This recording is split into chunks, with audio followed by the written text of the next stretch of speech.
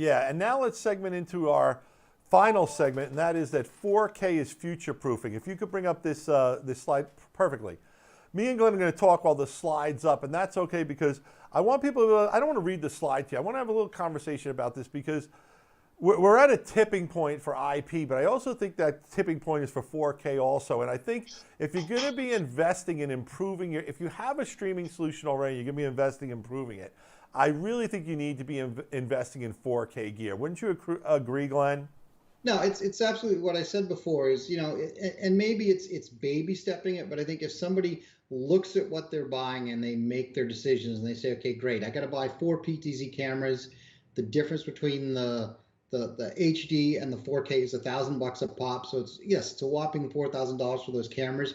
But if you really think about it and realize, okay, great, when I go to buy those four 4K cameras in the future, it's going to be much more expensive because I'm buying whole new cameras. And there's only one company I know that has cameras that they sell that you can later on turn 4K on.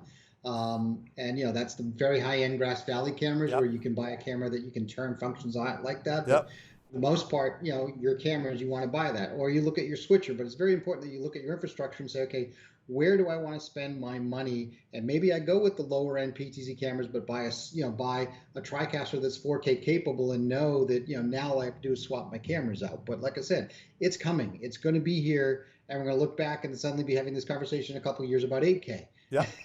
And one of the things about 4K that I like to tell people about is another like subset of 4K, UHD, which is HDR, which I think is equally as important to 4K. And HDR gives us a color space that's more like the way our eyes see color. It's a wider variety of color.